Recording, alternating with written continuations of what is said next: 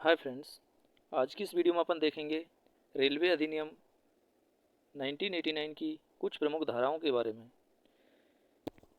जो कि ये धाराएं 1 जुलाई 1990 से लागू हुई थी। तो चलिए देखते हैं। धारा 49, धारा 49। धारा 49 स्टेशनों पर गाड़ियों की समय सारणी एवं किराया सूची को प्रदर्शित करना उससे संबंधित है। नेक्स्ट, धारा 50।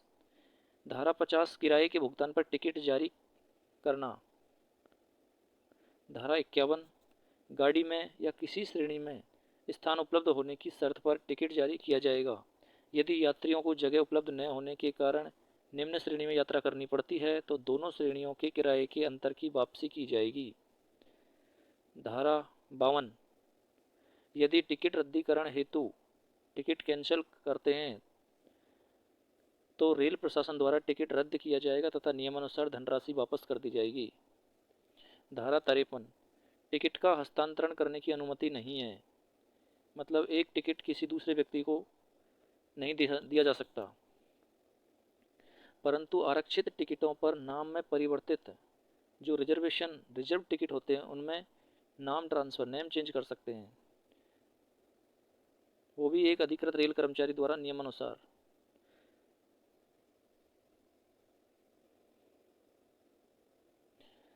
धारा 54 यात्रा के दौरान या यात्रा समाप्ति पर अधिकृत रेल कर्मचारी द्वारा मांग की जाने पर टिकट या पास जांच के लिए प्रस्तुत या जमा करना।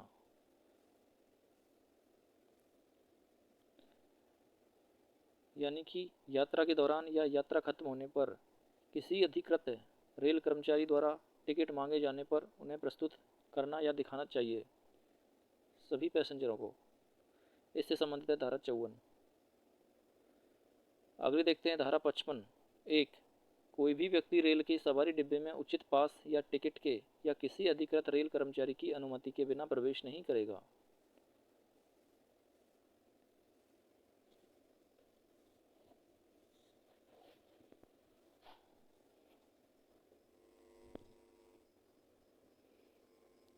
धारा 55(2) यदि टिकट प्राप्त करने में असमर्थ है तो बिना टिकट यात्रा आरंभ करने हेतु अधिकृत रेल कर्मचारी द्वारा प्रमाण पत्र जारी किया जा सकता है, जिसे गार्ड प्रमाण पत्र कहते हैं। इसे बी प्रमाण पत्र या बी सर्टिफिकेट भी कहते हैं, और यह इस शर्त पर किया जाएगा कि मांग किए जाने पर किराए का भुगतान किया जाएगा, तो ही बिना टिकट प्रवेश कर सकते हैं किसी ट्रेन में। इससे धारा 55(2) से संबंधित है, सेक्शन 55(2). धारा 56 संक्रामक रोग से पीड़ित व्यक्ति अधिकृत रेल कर्मचारी की अनुमति के बिना रेल सीमा में प्रवेश या रेल से यात्रा नहीं कर सकता। यानी कि किसी विशेष रोग से ग्रसित है कोई व्यक्ति, तो किसी रेल कर्मचारी या ऑथराइज्ड ऑफिसर, रेलवे के ऑथराइज्ड ऑफिसर की अनुमति के बिना रेल सीमा में प्रवेश नहीं कर सकता।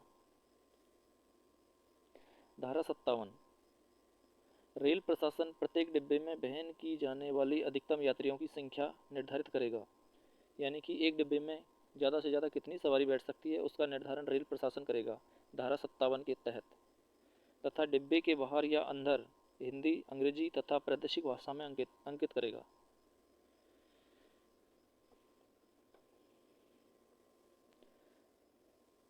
धारा 58।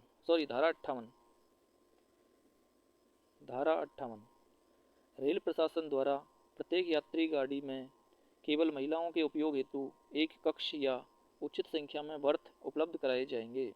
इसके अलावा यात्री गाड़ियों में महिलाओं के लिए द्वितीय श्रेणी का एक अनारक्षित यान भी आरक्षित किया जाएगा, जिसमें केवल महिला यात्री और उनके साथ 12 वर्ष से कम आयु के बालक यात्री यात्रा कर सकते हैं, धारा 58 के तहत। धारा 59 रेल प्रशासन द्वारा यात्री गाड़ी में रेल कर्मचारियों तथा यात्रियों के बीच संचार साधन उपलब्ध कराए जाएंगे, जैसे खतरे की जंजीर। यदि इन साधनों का दुरुपयोग होता है तो रेल प्रशासन द्वारा इस सुविधा को समाप्त किया जा सकता है, धारा 59 के तहत। जब हम ट्रेन में खतरे की जंजीर या चेन पुलिंग करते हैं तो वो धारा 59 या धारा 59 के तहत ही उस पर एक्शन लिया जाता है। धारा 60 केंद्र सरकार द्वारा रेल प्रशासन को विभिन्न विषयों में नियम बनाने का अधिकार दिया गया है, जैसे कि टिकट रद्दी करने पर धन वापसी के नियम। ये केंद्र सरकार के द्वारा रेल प्रशासन को अधिकार दिया गया है कि वो टिकट रद्द करेगी तो धन वापस करेगी, धारा 60 के तहत। धारा 67, इस धारा के अनुसार कोई भी व्यक्ति बिना अनुमति के रेल सीमा में खतरनाक और बदबूदार माल नहीं ला सकता है। खतरनाक या बदबूदार माल बुक करते समय स्टेशन मास्टर को अग्रिम सूचना दी जानी चाहिए, मतलब स्टेशन मास्टर से पहले ही परमिशन लेनी चाहिए। धारा 137, रेल प्रशासन को धोखा देने के इरादे से उचित टिकट या पास के बिना यात्रा करना, जिसमें 1000 रुपये तक जुर्माना या 6 माह की कैद अथवा दोनों, न्यूनतम जुर्माना 500 रुपये होगा, धारा 137 के तहत। धारा 138, बिना टिकट यात्रा करते पाए जाने के स्थान पर अतिरिक्त किराया अतिरिक्त प्रभार के साथ लिया जाएगा। निम्न श्रेणी के टिकट पर उच्च श्रेणी में तथा अधिकृत दूरी से आगे यात्रा करते पाए जाने के स्थान तक देय तथा दत्त किराए का अंतर, दिए गए किराए का अंतर अतिरिक्त प्रभार के साथ लिया जाएगा। जुर्माना नहीं भरने पर 1 माह की कैद, कम से कम 10 दिन की कैद तो होनी चाहिए, धारा 138 के तहत। धारा 139, धारा 138 में बताए गए अतिरिक्त किरायों तथा अतिरिक्त प्रभार का भुगतान नहीं करने पर या असमर्थ होने पर अधिकृत रेल कर्मचारी द्वारा किसी स्टेशन पर उतारा जा सकता है, परंतु महिला या बालक को यदि उनके साथ कोई पुरुष यात्री नहीं हो तो केवल दिन के समय में प्रस्थान स्टेशन, जंक्शन या टर्मिनल स्टेशन या जिला मुख्यालय पर ही उतारा जाएगा। कहने का मतलब किसी महिला को अपन कहीं भी ऐसे नहीं उतार सकते जब तक कि उसका पति या उनके साथ कोई पुरुष नहीं है। तो अकेली महिला को अपन स्टेशन पर उतार नहीं सकते बिना टिकट पाए जाने पर भी। ये धारा 139 में है। धारा 141, खतरे की जंजीर का दुरुपयोग करने पर 1000 रुपये तक जुर्माना या 1 वर्ष की कैद अथवा दोनों हो सकते हैं। पहले अपराध के लिए दोष सिद्धि की दशा में 500 रुपये की जुर्माना तथा द्वितीय तथा उसके पश्चात अपराध के लिए 3 माह की कैद कम से कम होगी।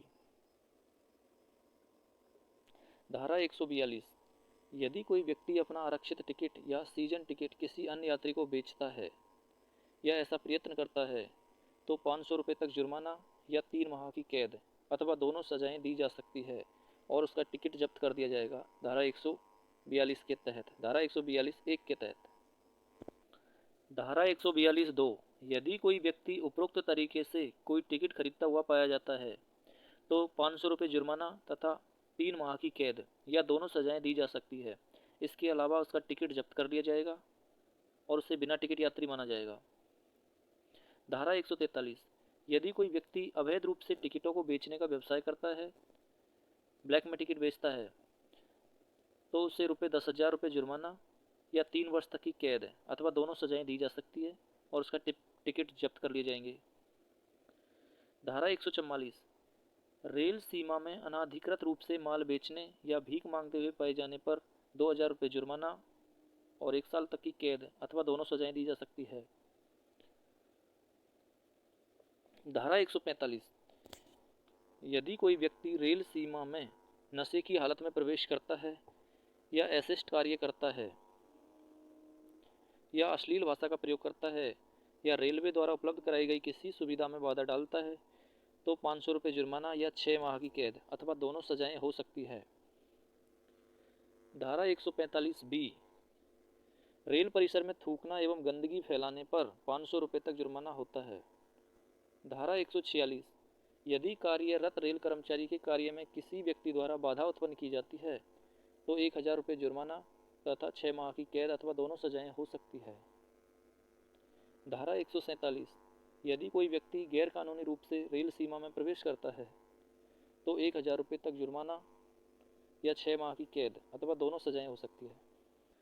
धारा 155(1), आरक्षित यान में अनारक्षित टिकट धारक यात्री द्वारा प्रवेश करने पर तथा अन्य यात्री की आरक्षित सीट जबरदस्ती ग्रहण करने पर 500 रुपये जुर्माना तथा वहां से हटाया जाएगा, धारा 155(1) के तहत। धारा 155(2), यदि कोई यात्री अनारक्षित यान में अन्य यात्रियों के विधिवत प्रवेश को रोकता है तो 200 रुपये तक जुर्माना लिया जाएगा। धारा 156, यदि कोई व्यक्ति किसी रेल सेवक की चेतावनी देने के पश्चात भी गाड़ी की छत पर या पायदान पर या इंजन पर यात्रा करते हुए पाया जाता है तो 500 रुपये जुर्माना तथा 3 माह तक की कैद अथवा दोनों सजाएं दी जा सकती है, धारा 156 के तहत।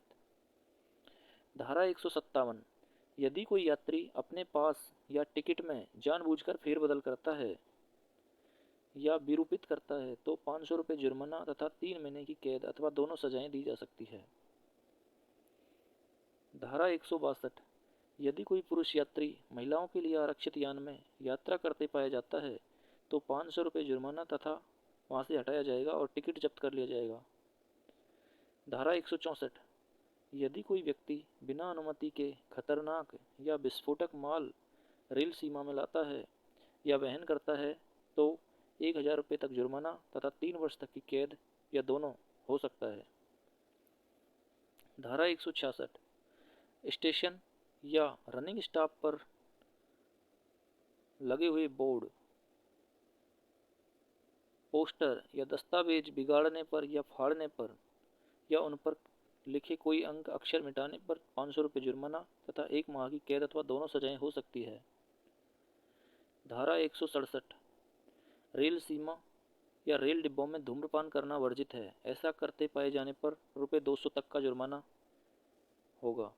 धारा 172, यदि कोई रेल कर्मचारी नशे की हालत में ड्यूटी करता हुआ पाया जाता है तो 500 रुपये तक जुर्माना तथा यदि कर्मचारी के नशे की हालत के कारण यात्रियों की सुरक्षा को खतरा हो सकता है तो 1 वर्ष तक की कैद या जुर्माना अथवा दोनों सजाएं दी जा सकती है।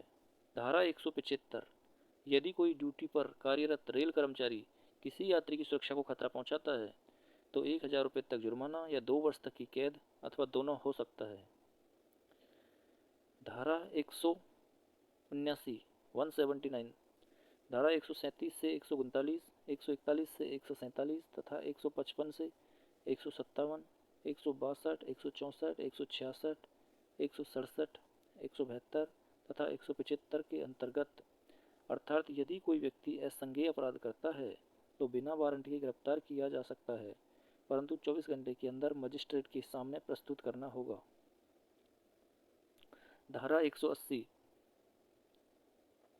धारा 179 में बताई गई धाराओं को छोड़कर अन्य धाराओं के अंतर्गत, अर्थात यदि कोई व्यक्ति संज्ञेय अपराध करता है या धारा 138 के अधीन मांगे गए अधिक प्रहार या अन्य राशि देने का उत्तरदायी है, अपना नाम तथा पता गलत बताता है या फरार होने की संभावना है, फरार होने की कोशिश करता है तो बिना वारंट के गिरफ्तार किया जा सकता है,